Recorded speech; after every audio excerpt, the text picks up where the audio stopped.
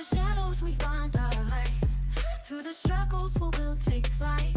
Healing hearts and mending minds. Together we'll leave the past behind. Welcome to Prosperity Podcast, where hope is found. Voices rising up, breaking new ground. With every story shared, we grow and learn. In this journey of healing, it's our turn. Mindful moments equal prosperous lives. Oh yeah, mindful moments equal prosperous lives. Trauma whispers, but love will shout. In this space of trust, there's no doubt. We'll explore the depths of pain and grace, finding strength in every embrace. Welcome to Prosperity Podcast, where hope is found. Voices rising up, breaking new ground. With every story shared, we grow and learn. In this journey of healing, it's our turn. Mindful moments equal prosperous lives. Mindful moments equal prosperous lives. Take a breath and join the ride.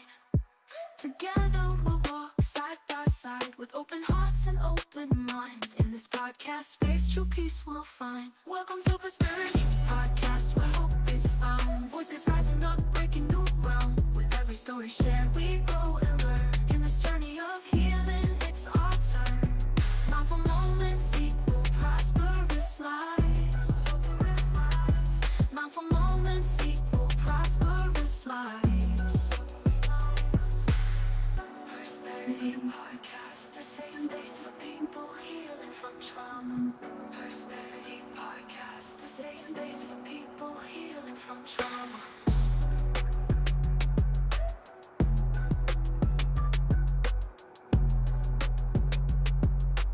Tune in, Prosperity ladies. Podcast, a safe space for people healing from trauma.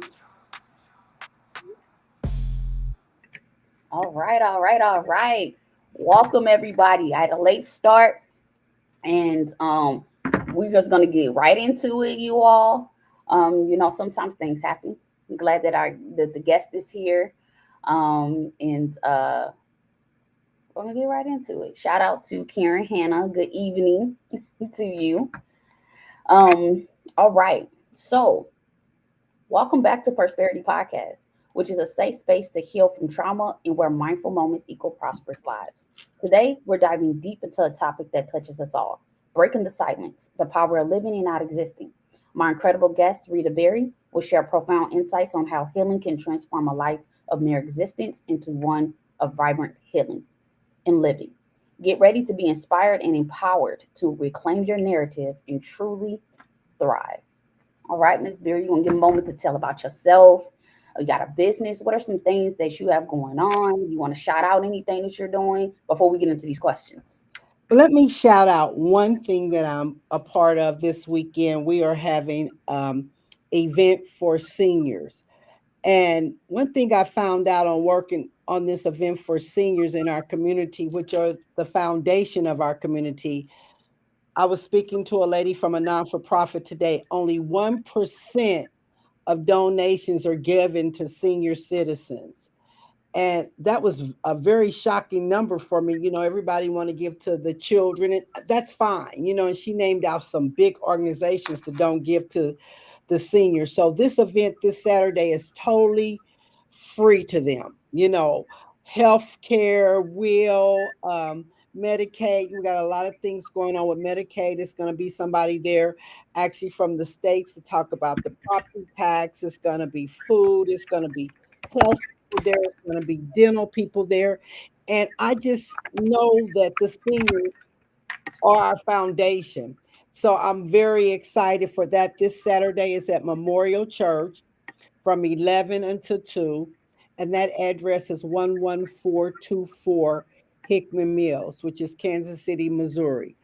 Um, you could register early or you can just come and register at the event, but it's going to be some great information. A flyer is up on the screen now. So that's my big thing coming up this weekend. And that's why we were late because everything happens at City Hall at the last minute. Um, for some of you that may know me, some of you may not know me, I have have a heart for the community. And I guess you would say that's politics. And I think we miss so many opportunities because we don't know enough about it. So Mhm. my job right now, I work for Councilman Curls. He's fifth district at large. And let me just explain a little of that to you. Fifth district at large and fifth district. So there's a fifth district in large, and it just covers the fifth district map, which we've been remapped. So you may used to be in the third district, you may be in the fifth district now. You may used to be in the fifth district, you may be in the sixth district. So that's something you can always get that information off of our website. But since we've been recategorized, so we're at large. So that means Councilman Curls could take care of problem all over Kansas City. First, second, third, fourth, fifth, sixth district. Any council person that's in large can take care of the whole Kansas City. And I don't think enough people know that. So that's what I'm working on now, which is this week. That's one thing, a big public thing. Working in city council, your day changes every day. What I had on my list to do today did not happen. But it's about the constituents. It's about the people. It's about, so if something urgent come up, not saying that what was urgent yesterday gets pushed to the bottom of the list. It's just two urgent things now. So you go two different ways. I owned an event center up until the last year. Hospitality is most definitely my thing. It's a part of serving. But um, two things with the event center, and we could touch on it. Um, One thing, it takes a lot of time. And another thing, the property in Kansas City right now to rent a piece of property is outrageous. And the business is good in the summertime, but in the winter, it may not be good. And your lease is the same amount of dollars. And I don't think that we look at that sometime. So I'm a mother of four daughters. One happens to be deceased. A lot of people don't know that, and that's what the name of the event center was, Tiffany J's. That was my oldest daughter. Then I have three more daughters. Then I have eight grandchildren, three boys and five girls. So yeah, I do a lot. Yesterday was a granddaughter's day that's 4 years old, and my grandchildren range from a year to 22. So I mean, I have them in all ages and sizes and personalities. So that's a little bit about me. Nice. Okay. All right. She got a lot of different things going on, Councilman Curl's legislative aide, previous event space owner, active in the community. She got an event coming up for everybody that just popped on. Share the screen again so you all can see that before we get into these questions. Um, which is a senior and caregiver wellness and welfare that's coming up this Saturday. If you are a senior citizen, take advantage of this. I look, you can't knock free stuff in food and just being able to, mingle with your local your councilman, So get plugged in for sure, for sure. All right.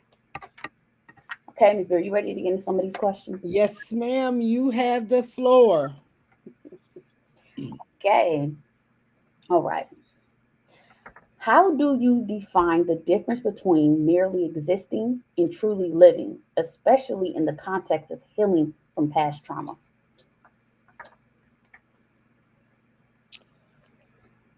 Well, number one, I think I've shared with my girls because I told you I have all girls, and I had to apologize to my oldest girls because there's some years in between them and my baby girl. And I think we do not love ourselves enough as women, and we're taught, to love our husbands, take care of our families, and we do all of that. And I think that sometimes that when our children leave home and it's just us and our husbands, we don't have to get to know ourselves. We have to get to know us. And sometimes that could bring trauma. But I think my best thing to trauma. I never knock out counseling. I think everybody should do counseling, but mostly it's just being in the Word of God, and just knowing God and knowing how to communicate with Him. And what is trauma? Trauma is different from everybody else. And I think sometimes we don't know what actually sparks the trauma in the next person because we're totally different, but we don't take the time to actually ask them. And Yeah. that's it was dating in the beginning. I just told my daughter, I said, you need to ask a young man, how did love look in your house? Because the way love looked in his house may not be how it was in our house. And that could cause trauma down the road, something that she could have prevented if she would have waited on God, maybe or heard from God, or maybe asked different questions. And trauma, I've dealt with trauma a lot. I told you I have 4 daughters. My first daughter, I found dead on Christmas Eve. If you meet me every day and talk to me, you would never see that trauma on me because God has brought me through that. And no, no, you'll never be healed. Yes, my life has changed forever, but because who I am in Him, I've learned how to manage it. And some days it's harder than others. Birthdays is harder than others. Christmas Eve is harder than others because that's the day I found her actually passed. So you never know a person's story by looking at them or talking to them because you would never think that would be some of my trauma. But it was my trauma was my first child and my only child. But through the grace of God, I've came through it. And what you say through it, we're talking 45 years now. I'm not over it, but I don't wear that trauma like I did at first or before I got where I'm at. And, before I started depending on God and but my children, my older children, my other children, they didn't understand every Christmas why I was unhappy. So different traumas can bring you come through different ways. You get delivered different ways, and Yeah. people can deliver you different ways. And just because it's trauma, because that will always be trauma, losing Tiffany, Yes. that will always be trauma. But because how I've grown and how to deal with that trauma. And I don't tell my story till I have to tell my story. You would never know. It ain't a pity story. It's really a testimony, because I could have been a whole bunch of more places, but the grace of God. So that's how I deal with that trauma. Death is always one trauma. Divorce is a breakup is always another trauma. But still the foundation for all of it is the Word of God. Yes, ma'am. You have comments here from, thank you for that, Miss Berry. You have comments from Francine Williams that says, hello, ladies, and so true. Karen Hannah says, you are so right. We really don't know what other people are going through. Yes. And I believe that is why our homicide rate is so different. I believe that, I mean, how where I said it, I believe a lot of people don't know how to deal with the difference of a other person. And it's okay to disagree, but not want to kill you or Mm. not, what is more valuable than life? And we've lost that totally. And that's because of a lot of trauma. But Mm. we not taught how to deal with trauma or critical thinking in school. And we don't think alike. Everybody's not going to be alike. You're not going to always win, which all of that is trauma. But because we don't get the right tools, I said counseling, I mean that counseling, where I go to a counselor. I have a therapist.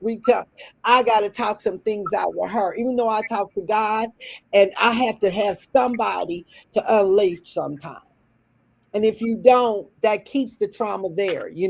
I've had to live trauma. This is what I tell people trauma sometimes is just in a drawer, and Mhm. somebody could push it, and that drawer could open up. It could be 10 to 15 years. But if you don't have yourself together, you're going to handle it like you made it the first time, which was not the correct way.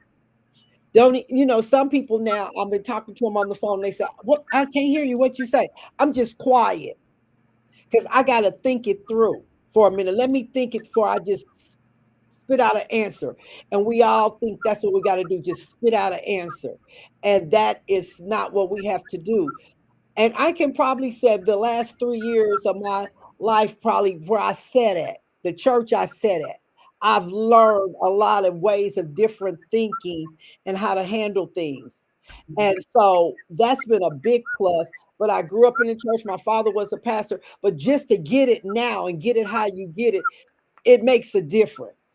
And so um, that's where I'm at with trauma. And I'm not saying, I know some people say, oh, God can handle anything if you give him the opportunity. He can handle anything if you don't try to work it out. He can handle it.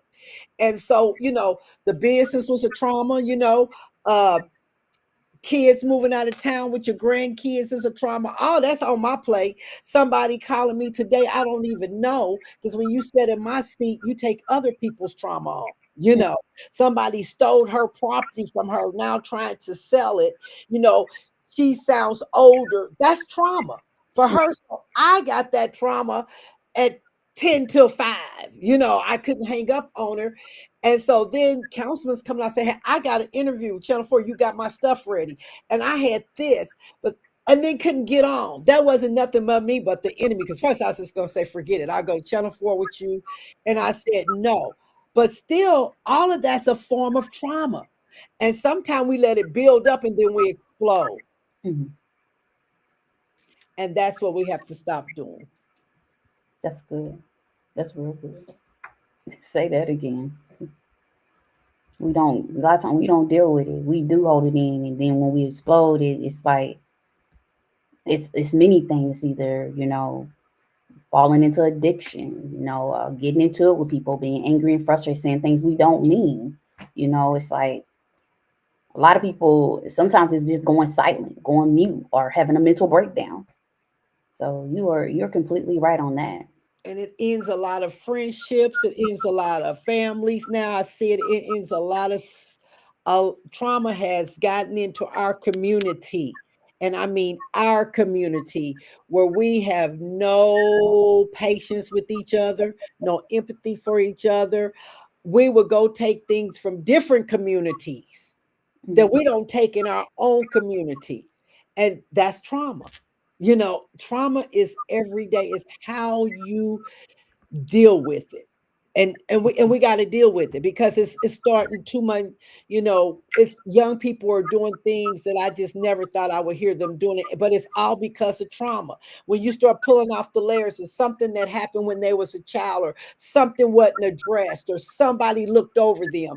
And then what trauma could do, trauma can mess up your life. That's what I tell my daughter, because I got a daughter 28 years old. You better watch your mouth when you get mad at somebody, because you don't know what blessing you just canceled. And you could cancel blessings for generations, because something that you said from your trauma could come back, mess up your kids. They mention your name and say, oh, we know her mama had trauma.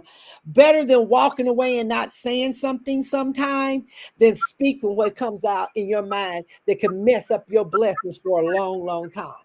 That's what I'm trying to teach her. And this generation, they want to just fly out. They just, are you going to get this? You're going to get this. I ain't this. But when I'm not here, because I already have a group of connections, you need one for your kids. And when I was your age at 28, I was respectful. That's why so many doors can open for me now. Not saying it wasn't no trauma in my life, but so many doors can open for me now because I knew how to deal with trauma. That's good. If it was disrespect, my mom didn't tell me something. Now you tell these kids something, they want to come back and say something to you. You messing up your legacy because of your trauma. You better go in the corner, count to 10, cuss or whatever till you get over cussing. But don't mess up your trauma and let you mess up your future. And that's what we're doing. That's good. That's real good. Wow. That's deep. That's deep. Wow. Wow. Hey, Miss Freeman. She said you're her Nehemiah. Miss Carter, how you guys doing? Yeah, But what I say to people, don't look at people and judge them because they're happy and you don't really know their trauma. or don't judge them from their trauma and don't try to get to know their trauma. That part for sure. You acting out. One thing about me in my office, everything, and it's so funny. Wherever it goes down, they will call me. One girl's granddaughter got kidnapped. It was at night. They stole her mother's car. They called me, said, Rita, come up here. We need you to come pray. Now they called me for praying. They called me for negotiating because I got all of those personalities and I come in with them strong. And I feel I could come into it strong because I was praying her granddaughter got brought back safe from the loss of my child. I knew how to pray for safety for her. And so it is the trauma that makes our life. But one thing I found out, and I'm say this, and we bring a lot of the trauma on ourselves. That's the one right there. That's the We one. bring it on ourselves, and we don't want to admit that we brought it on ourselves. And when we get into the situation, it's always easier to blame somebody else from our trauma because we didn't handle it right the first time or the second time. Because you keep getting tests. And so because you didn't handle it right now, I keep telling you, if I would have been sitting where I'm sitting now in church 15 years ago, I would have been a millionaire. Mhm. But it's just when you set a certain way, and it's just you got to regroup and reprogram yourself and get readjusted. Mhm. That's the same way you have to do with the trauma. It happened. You cannot go back and change it. Yeah. You can't change it. Now, either how you gonna handle it, either it's gonna destroy you or it's gonna make you. And most of us let it destroy us. Yeah. So I got this circle, and I told you I got therapists, and we write the question. If something happens, so something happens, somebody did something to me. And so she says right in there what you could have done to change it. Not what the other person could have done, what I could have done to change it. Because when it all goes up, I'm responsible for me. That's good. I'm responsible for me. And so, not what they done, you know it was wrong, but what could I've done to change it? And Mhm. so when I start working with that a little bit more, I found out a lot of stuff I could have avoided. And I found out some stuff you can't change nobody. You can only do what you can do in the situation. You right. So you can't get frustrated because that person don't think like you, because again, they got different what we just been talking about. Different personalities, right? Different ways of Personalities, perceiving things. prejudice, all of that. Because They the got different ones than you got, and your mother may handle it one way in your house, and their mother may didn't handle it anyway in their house. So we got to get to talk to really get to know the people that we with, and you Mhm. got to keep your circle small. I'm all You about gotta that keep small circle. you Yeah. gotta keep your circle small. Me and my best friends, we've been, and this is crazy. We've been friends 50 years. We've never had an argument. We've never called each other out their name. I ain't said we ain't disagree, but we ain't had an argument. She don't told me when I'm wrong, and I don't told her when she was wrong. She don't been a millionaire, and I just been working an everyday job as a single mom, but it's never broke up our friendship. And you need somebody like that to hold you accountable Mhm. and tell you that you're wrong. And she's told me I've been wrong a whole bunch of times. But one thing about being accountability, when you do something, as soon as you do it, you get that feeling you're wrong. Yeah. That's that conscious sitting in. That's Yeah. right. You And know you're wrong. some people that go through trauma, sometimes they don't have their conscious is not, you know, it's not cognitive. They're not cognitive of things. So it's hard for them to see that as okay, what I just did was wrong because you have so much that you're doing. Your brain chemistry is just set to fight, flight, and just, fight and flight. It's not set to just think that, hey, what I just did was wrong. I'm surviving. I'm in survival mode. I'm existing. I'm doing what I feel like is best for me. And sometimes that's how people live their life because it's I easy. kind of hate that for the young generation because the business that my husband's in, Dwayne's in, We're seeing so many young kids commit suicide, black young kids. I mean, literally, just, and people say they can't see it. You don't see it on them and you don't know. And evidently, a lot, I guess their parents ain't, I don't know. But what I am saying, we got to find a way to deal with it, Mhm. because the way that our community's dealing with it, when I was your age or their age, I don't care what problem was, I never have thought doing what some of the things they're doing or want to do to their self. And again, it's just how, again, but let's go back to the family structures totally changed. You know, even for my kids growing up, the family structures totally changed. For me, I never seen my mother with no man but my dad my whole life. That's changed. When you go in homes, there's a lot of blended families. So I grew up way back in that. So you got to look at how people, again, what's happening, how tragic, is happening, how they're handling it in the homes. And so we don't have a lot of big mamas no more, at the big mama's houses, and yes, ma'am, and no, ma'am, and shut the door, behind you. We don't have that anymore, a lot in our community. So I think, again, that's why you look at it in those eyes, how you look at it, and I look at it in a different way because of how I was brought up and Mhm. what I saw. And I mean, I'm telling you, I was telling somebody at work the other day, when we used to go to Arkansas, I remember the water fountains, white and black. I remember that. Mhm. And some of the stuff how I see our countries going to, it doesn't scare me, number one, because I've been there, but number two, because who I serve. And a lot of people are scared, they're tense about that, they're losing their job. It's just different things that they can't, that they making bigger than what they really are, because again, that foundation. True.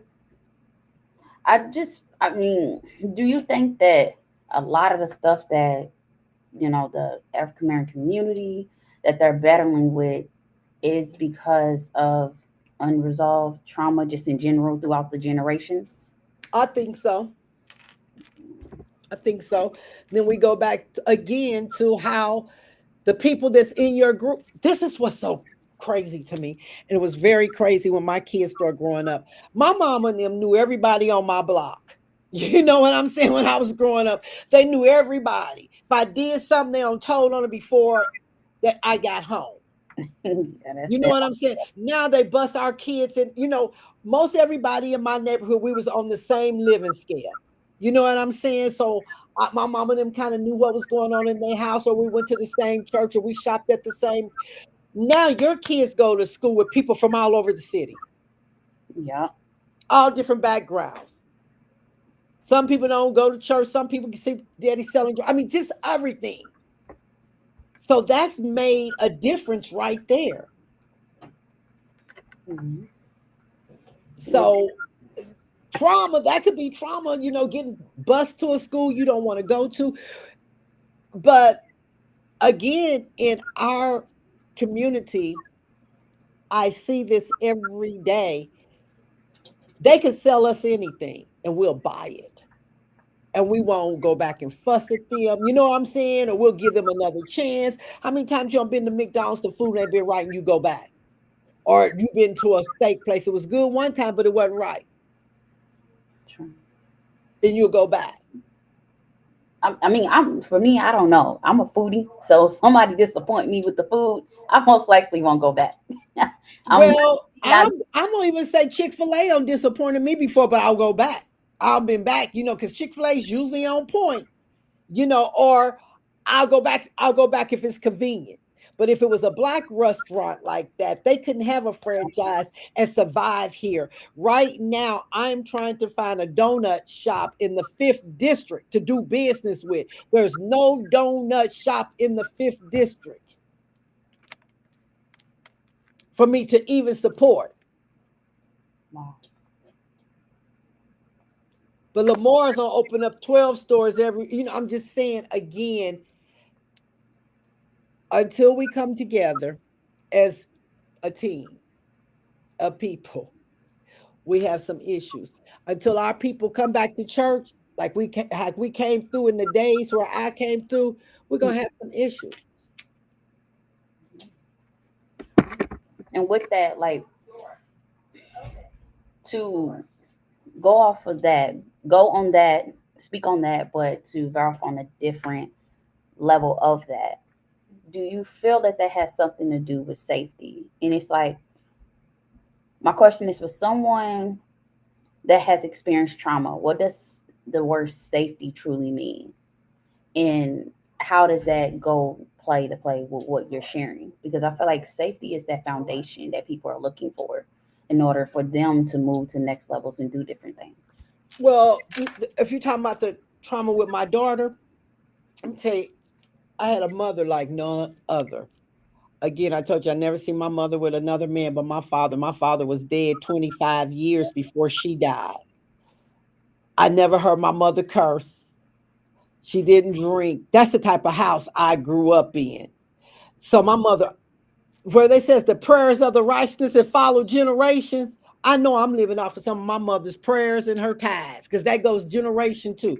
That's why I don't play with my tithes because I got, a generation, but I had that type of foundation. So even when I lost my daughter, I had a mother like that, just safety. And it was so, my mother lived to maybe 12 years ago. And she said, I got you. She told my husband, I can leave her now with you. But that's all, that was my safety net. When I call her, it was prayer. It was, turn over your plate. That's what got me through. That was my safety net to keep from losing my mind. And she said just how, it's going to be better days. This is not, you never know what God's plan is for you. That's what she said, but it's how you handle the plan. And I said, so that was my safety net. Church and my mom, that's how I got through it. Then I had another baby, like 18 months, and then my kids. But my safety net was really God and my mom and that strong foundation in my home. Because when I wanted to give up, she just started praying over me. If you ain't never had that, you don't know what it is. So mama just don't give you no aspirins. She know when I was getting depressed after losing Tiffany or whatever. And she would just start, I stayed at her house for a while. She just started praying, and that's what got me through. And that is, I think back then, because, we didn't go to therapy as much. Back then it was like, that's 45 years ago. So I'm just trying to think if I went to therapy at all after that experience. Um, I know you got a message. I know that might be Councilman Curls. Go ahead, check it. It's okay. We keep it real on Prosperity Podcast. She's a busy Oh, lady, y'all. I know. my nerves. But while we take this break, this little mini break, I want to say in intermission, please go subscribe to Prosperity Podcast. That's PERSPERITY Prosperity Podcast on YouTube. Subscribe, click that bell so you get a notification every week when I go live. I go live every Monday at 6 p.m. and I have a new guest every Monday. So if you're inquiring about being a guest, please don't hesitate to reach out to me or reach out to the guest if you know the guest, and they'll get in contact with me. But thank you for being here, and we're gonna get back into these questions. So, Ms. Berry, how can the body hold onto trauma, and what practices help in releasing those stored experiences to foster a sense of feeling alive? Well, the body don't hold on to trauma. It's the mind. Mm. Because your mind holds on to the trauma to keep replaying the trauma over in your mind, how you could have handled it or what you would do the next time. You know how trauma plays with you or what you could have said. And so you have to work on your mind Mm. because your mind will wear down your body and you'll start looking bad or you'll start whatever because the trauma in your mind gets you so upset you can't sleep, you're not eating. So the condition comes with the mind, not the body, the mind. It starts in the mind. And again, it's the way you start thinking about things. Like I told you, it's all the way you think. It ain't what the next person think. Somebody's gonna steal from you. You gonna get lied to. You gonna lose something you like. Your heart's gonna get broken. You Wow. know, somebody may die, but all of that's life.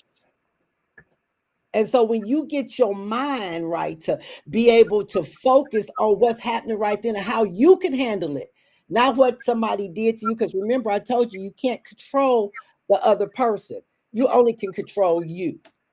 True. And you only can control what you allow a person to do to you.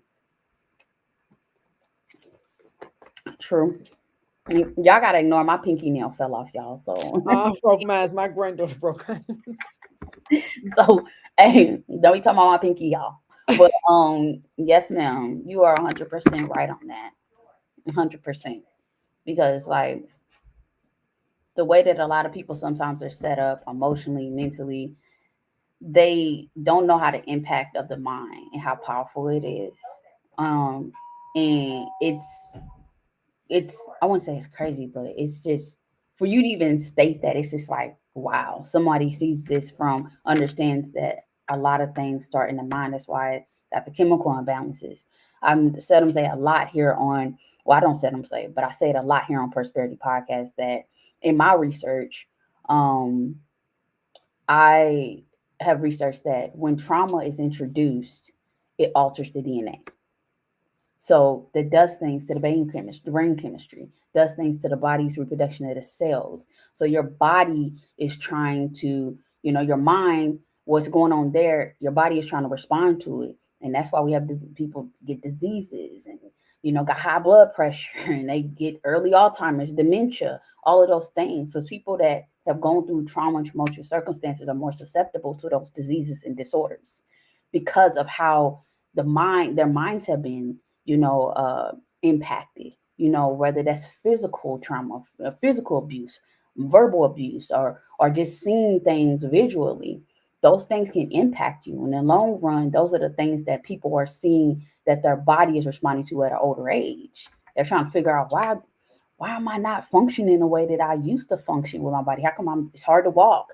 I got an ache here, I got a pain here, my vision is going here because got to process those things. The body, we waste in many different ways. Meaning, as in, we pee, we poop, we do all those things. The body needs to we need to eject those things by talking about them, going to therapy, getting around people that are going to pour into you, get around praying people, people that's going to fellowship with you. Because if you don't, your body is going to respond to that because the mind is powerful. It can make you think anything. It can make you think you're sick. It can make you think that somebody feels some type of way when they really don't. So understand the control that we do have is what you said, Miss Berry, what we respond to, how we respond to something.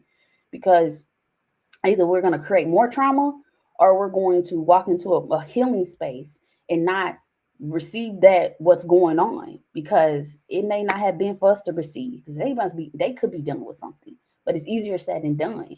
Because if you're around people that their first response is, I'm about to go off on you and talk to you crazy, and this is what I'm about to do, that's what you're most likely going to do. But if you're That around, was me.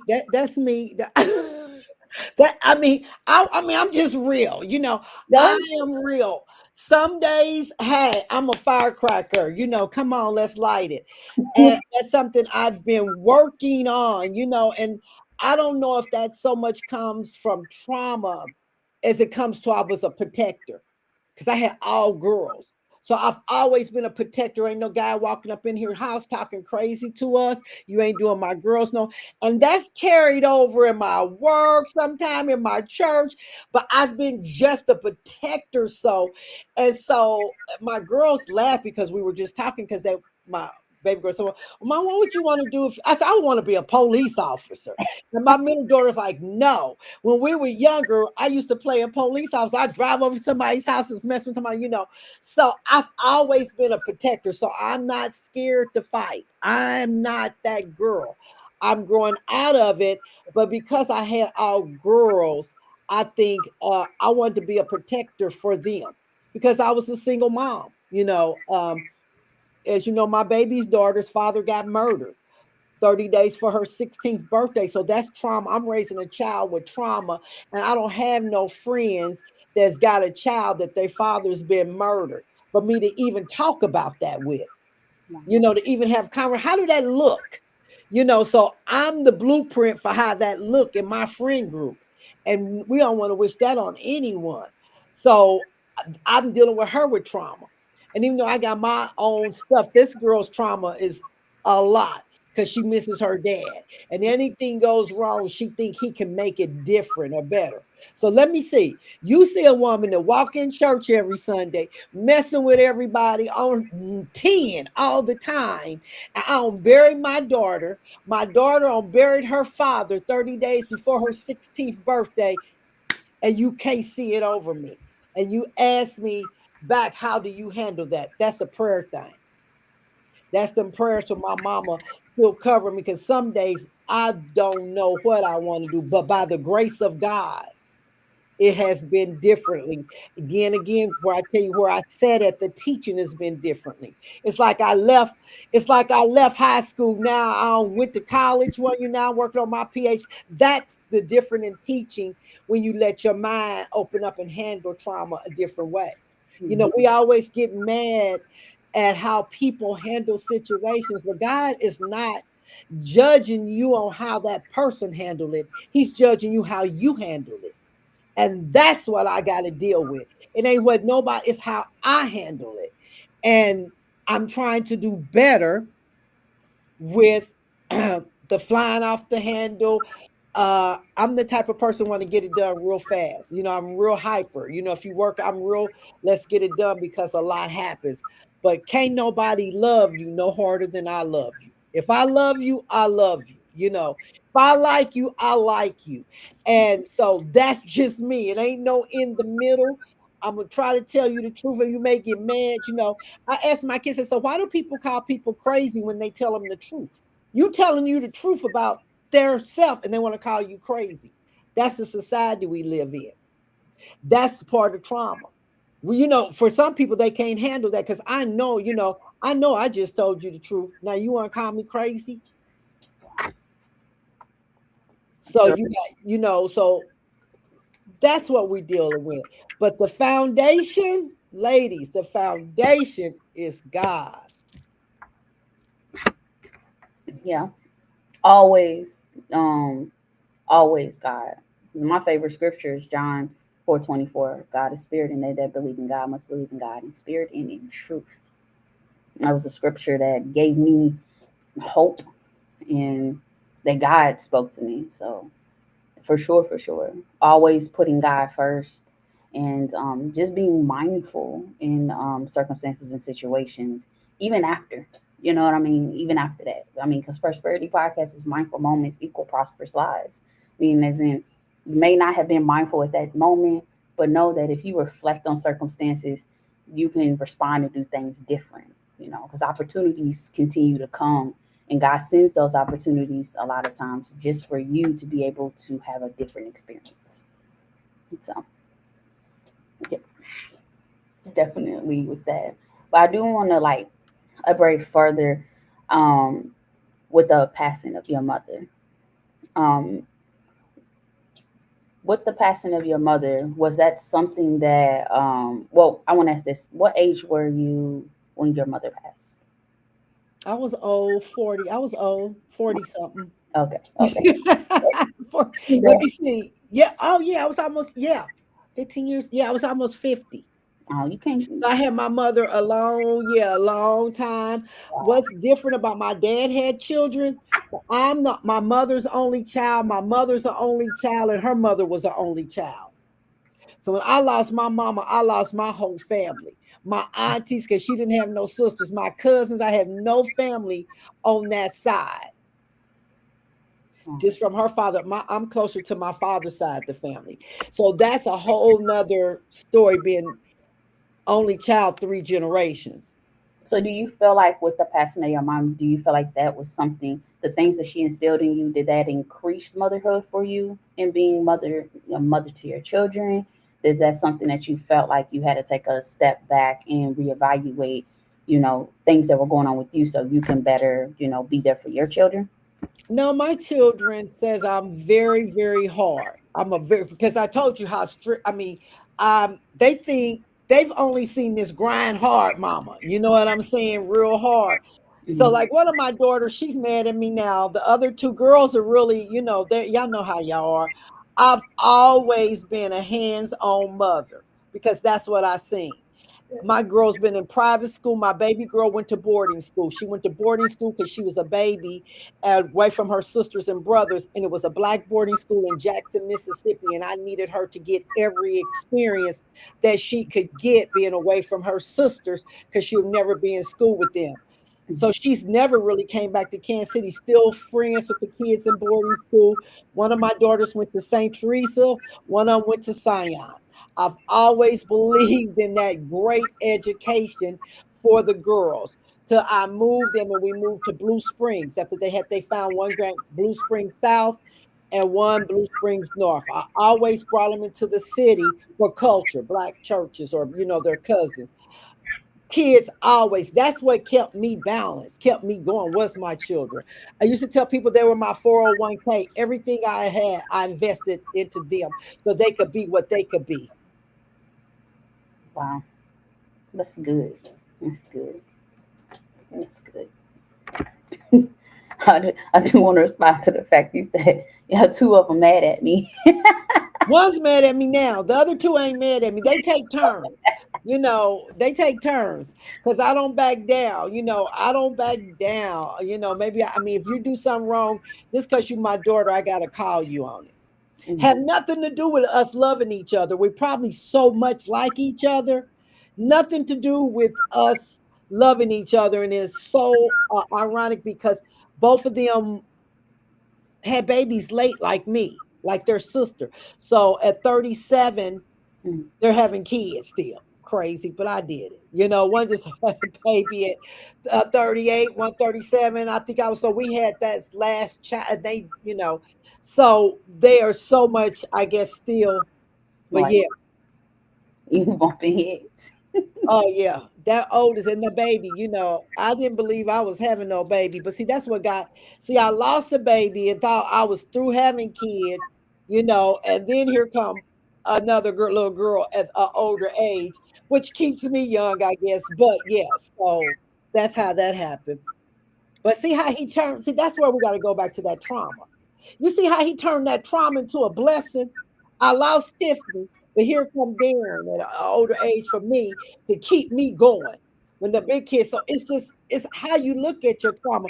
It could be trauma when it happened. But if the God I serve, he could turn it into a blessing on down the road if you just hang in there. Yes, That's ma'am. how you handle it. Yes, ma'am. Yes, ma'am. Yes, ma'am. Oh look, I have to say, like I met a lot of people at Harvest Church and a lot of people in my life. I have to say the most turned people, like just I say turned personality, bold and just flavorful people is you and Miss Carlene and Miss Glenda King. I like Miss Glenda King. See, let me tell you about Harvest. This was a big change for me because, like I told you, my dad was a pastor. And so, and then my last church, I was at there 17 years. And so coming into where I didn't know nobody, I don't have no family. I told them I interviewed them. They thought I was funny. I said, I interviewed y'all for a year. I was looking at y'all online. I told them that. I said, I was looking at y'all online. I was checking y'all in y'all Bible. I said, I interviewed y'all for a year because I knew where I was going this time. I knew I didn't care about the people nor fitting in. Because see, God said, I'll make room for you. I just go and be Rita. And so I told him I had interviewed them, which I did. I came to a few things. I would look at it online and I just watched it. My baby went to school there a long time ago, maybe for a year. So I watched the ministry. And so to come in there and not know nobody, I'm just me. You know what I'm saying? And so for you to say that is funny because I don't change. And I say that because you've been up on the 22nd floor where I work. I ain't no different up there than I'm at Harvest or at the I or at just the find family reunion. Huh? you quiet at Harvest Church. Oh You be yeah, I'm very quiet. Yeah. They don't know that leadership stuff. They don't know how I be moving and dealing and say, yeah. But I'm there. I just sat back and it's been a great 3 years. It really has. It was scary. Let me tell you, it was very scary to leave someplace at my age and go someplace else that you don't. no, you just learning everything. But I believe it was assignment, so I taken the assignment. Has it been comfortable? No, it's been very uncomfortable. Some days it's great and some days it's not, because then again, I'm just learning that.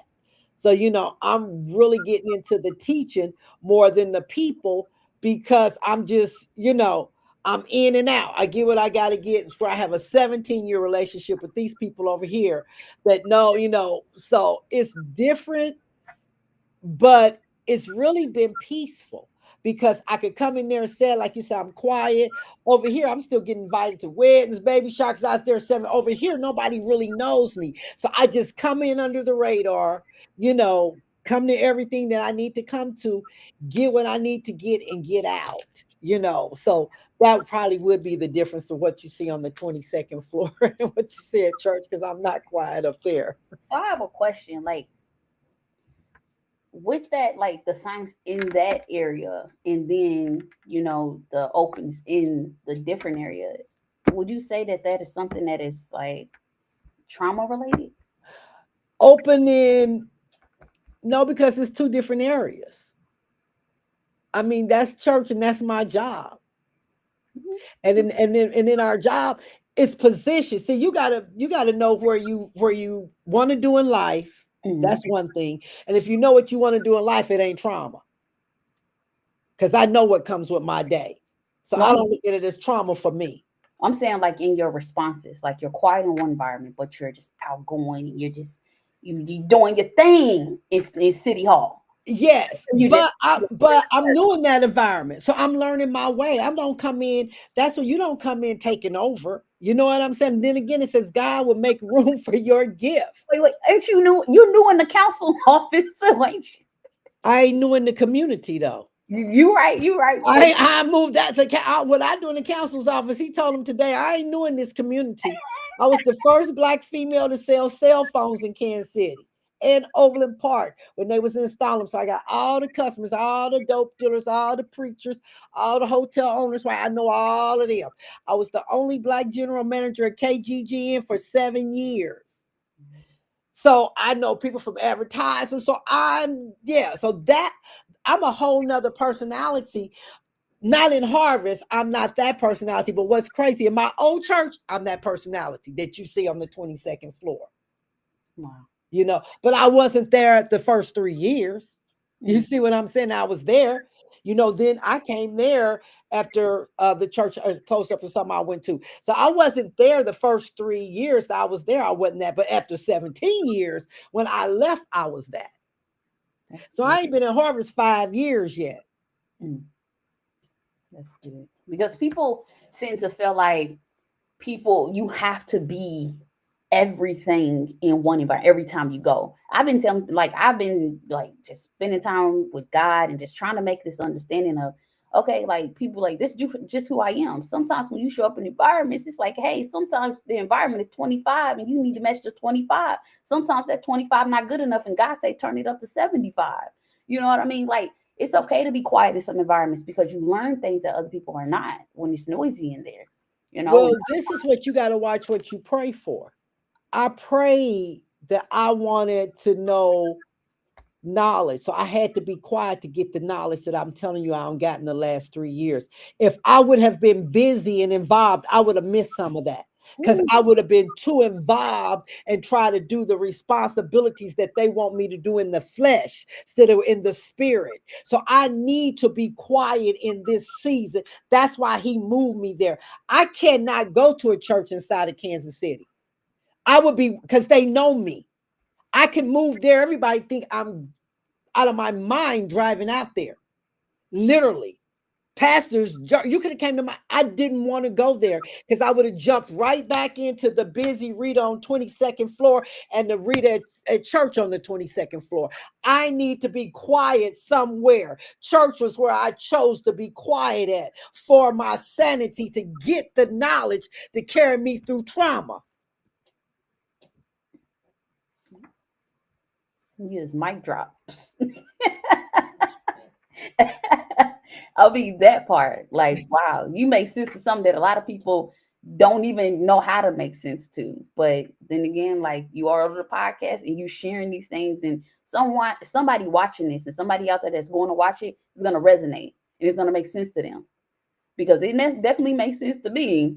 Because the connection of a lot of things is that people feel like they have to be involved, they have to do different things, they have to be drowned in that, and they kind of sometimes lose themselves, whether it's health wise or mental wise. So you're right, it is someplace you got to be able to sit down and be quiet. You got, and Pastor said that before. You just got to sit in some rooms and listen. Listen more than you talk, and you'll learn something. That's what I've done for the last 3 years. And know and believe when God released me, and just because you don't see me moving in harvest, I move. I move in different ways. Mhm. Something happened at our church I didn't like. I move in different ways Mhm. because where I sat at, and you don't have people don't have to know how you move and what you do. You just move. Mhm. If it's gonna help the ministry, ain't nobody got to know you done it. You just move. And so when you move, that's how I move. I needed to be silent. I needed to be somewhere silent because you could be somewhere so long and they pull on you, you can't get what you really there for. I knew what God was sending me there for. I drive 30 minutes of each way there because I know what He's sending me there for. That's good. That's good. And so that's how you're able to change in different environments when you have an assignment on your life. Because if I came in like I came in on 22nd floor at Harvest, I would probably be half the growth I am, because it would be tension and I didn't get the foundation that the other people got that's been there for so long. I'm playing catch up on foundation at my church at City Hall. I ain't playing catch up. I am the catch up. They trying to catch up with me. So at church, I'm playing catch up. The community people, I don't have no problem with that. I needed my spiritual life worked on. So I had to come in and be quiet. Yes, I'm two different people, but it's time for me to. It's time for me to listen and get knowledged up. I can't get knowledged up being busy. You Mm. can't be busy and get knowledged up at the same time. You just said a word. Karen Hannah said that's so good. Wisdom. Wow. Wow. I'm listening. Hey, keep flowing. I'm listening. You said you had some questions. I'm um I'm gonna come when I got about 3 more minutes, but before I do go, ladies, I know some of you are in businesses here. And I don't know what your business is, and ain't none of my business. But if you need a storefront for a year, the city is offering storefronts at very reasonable rent for the World Cup, because those buildings have to be filled up. I don't know, sell something, get something. I just I'm just the messenger where I said I can't do a lot. Get you something if it ain't nothing but a whole bunch of souvenirs with Kansas City on it. There's going to be so many people in Kansas City for the World Cup next year. If you make programs, whatever you do, check into it. Go to the city of Kansas City's webpage and check into it. But if you have any kind of business, and I'm telling you now, because we always wait too late in our community and the opportunities are gone. We think about it when they come in next year. No, you need to be finalizing it now. If you got Airbnb business, the beds is short in Kansas City. We don't have enough bed for the heads that's coming in here playing English. We don't have enough hotel rooms, Airbnbs for the visitors that's coming here. They're going to stay as far as everywhere. Another little gem I'm going to drop on y'all. Get you, if you don't do nothing else, get you a partner and go find some of these new apartments that they building and get you a 1 year lease. So next year you can start renting that as an Airbnb and rent it out to the trainers that's coming here, the media people, the players, the visitors. You will be signing up for visiting KC. It's a lot you could do. Just want to drop them nuggets in your ear because there's enough money out here for everybody. One last question, young lady, you have for me? Well, this is not the last question. Like I have one last question, but this question I'm going to ask you: how can everybody on here get in contact with you? Because you dropped a lot of information, but they want to ask, how can I get in contact with her? So how can they do that? So, we're going to go to my personal email and then we'll string it through the city if it needs to be. Some things don't need to come through the city Mm, because there's something where it called Sunshine. I educate you guys, and that means anybody I talk to text if they want to get it, they can. And so I never wanted to be conflict of interest by me being able to help you, through text. So don't get offended if I don't text you no long text back or email you anything. But you can text me. My phone number is area code 816-522-7799, and put your name and phone number or something, and I probably will call you. That's the best way I communicate. It's the safest way. okay. I put it in the chat. 816-522-7799 to contact Rita Berry. All right. My last question. What does a life truly lived look like to you, particularly for someone who has overcome significant past trauma? Let me tell you about life. You know what? I think that we put so many responsibilities on life, that how it's supposed to look and how it's supposed to feel. And let me Mhm. tell you this again, being with somebody who's been in the funeral business 50 years, waking up in the morning is just life. If you could just wake up and be okay, you could just work through everything else.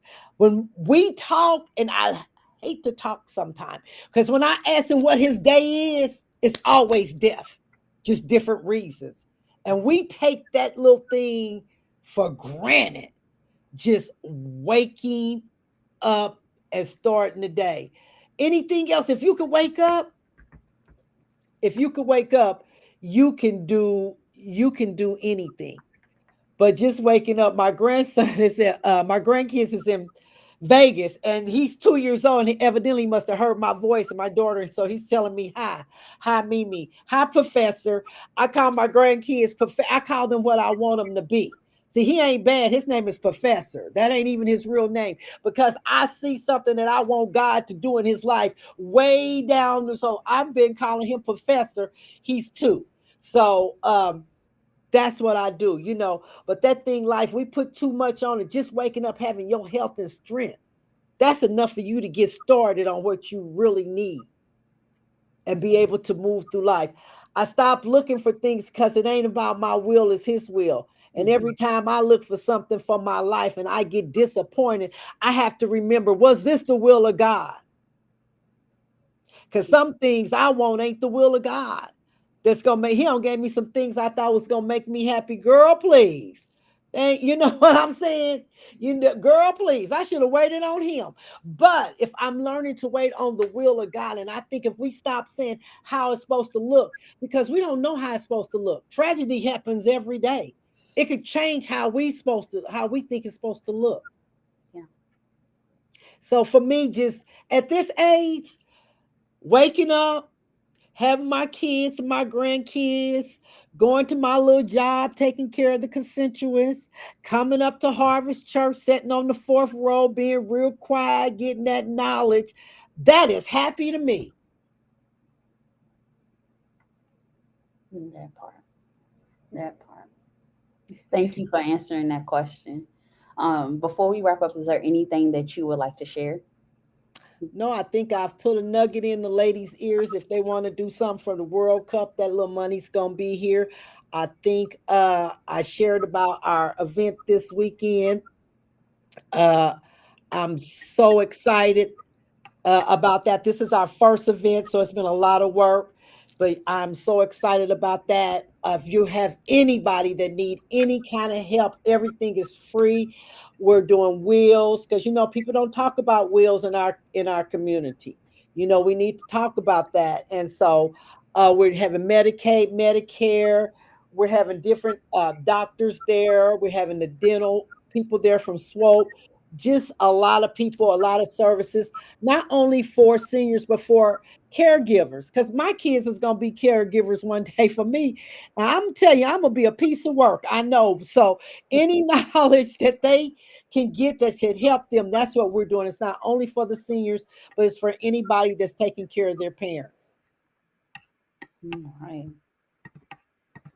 Yes. And if you need any more information, check the chat. So you can get in contact with her. If you've seen the flyer, scan the QR code. She also has our email on the flyer as well. That Um, might work. thank So you, Karen, Hannah, Rita. You are amazing. Thank you for sharing all the gems. Oh, Brittany Pierce. Hey, Brittany. that's my door. All right. I thank you, ladies. I pray that something was said to help you from my experience. I try to be as raw as possible. I ain't perfect. Nobody's perfect. But let me tell you, I love hard. And so um, I love my kids, my grandkids, my friends. I even love my new friends at Harvest. I see y'all on here and keep playing like I'm quiet at church. Don't be coming over there trying to talk to me. Y'all have a blessed week. Thank you for this opportunity, sweetheart. Everybody, please, please don't forget to pray for our community and our world. Most definitely our churches and our pastors and our families. You guys be blessed. Yes, yes. Well, thank you so much. That's all for this powerful episode of Prosperity Podcast, Breaking the Silence and the Power of Living and Not Existing with our amazing guest, Rita Berry. I hope our insights have inspired you to move from existing to truly living. If you felt a connection with today's conversation, please subscribe to Prosperity Podcast on YouTube. And don't forget to click the bell so you never miss an episode. Join me and another amazing guest next Monday at 6 p.m. Central Time for another empowering episode of Prosperity Podcast. Thank you, Miss Berry. You're welcome. See you at church. I'll see you tomorrow, probably. Oh, yes. Yes. All Take right. care. All right. Bye Bye. bye. Bye, everyone. In the shadows, we find our way. I'm sorry, y'all. I don't know what happened. The theme song just hit different. All right, we're gonna do that again. First, In the thank shadows you. we find our light. Through the struggles we will take flight. Healing hearts and mending minds. Together we'll leave the past behind. Welcome to Prosperity Podcast, where hope is found. Voices rising up, breaking new ground. With every story shared, we grow and learn. In this journey of healing, it's our turn. Mindful moments equal prosperous life.